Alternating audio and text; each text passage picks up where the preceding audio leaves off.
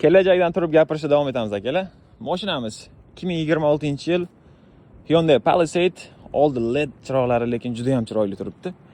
Hop, mashinamiz 2025-yil 6-oy birka, juda ham mazli holatda, atiga 1432 km yurgan mashinamiz. Umuman avariya, kraska udarlari yo'q. Mashinamiz tomda turgani uchun oz-moz yomg'ir kirlari bo'lishi mumkin. Artsa ketyapti mana.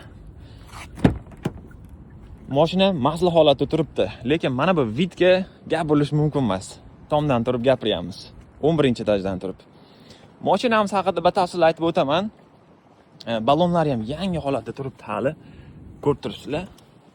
Mashinaning ichlari lekin voобще boshqa tema. Nappa charmdan ishlab chiqarilgan. Bu qanaqa charm desanglar, uzoq muddat ancha xizmat qilaveradi. Mashinamizda isitish, sovutish va massaj sistemalari ham bor. Ko'rsanglar, juda ham mayda qilib ishlangan bu nappa charm.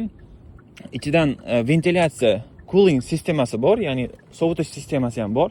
Mashinamiz 3 qatordan iborat. Orqada bemalol 3 ta bola o'tirib ketsa bo'laveradi. Mashinamiz katta oilali xonadonlar uchun juda ham qo'l keladi. Mashinamiz akalar shu holatda. Mashinamizning narxiga keladigan bo'lsak, mashinamizning narxi 49.900 dollarga O'zbekistonga yetkazib beramiz. Qiziqqan aloqaga chiqaverasizlar.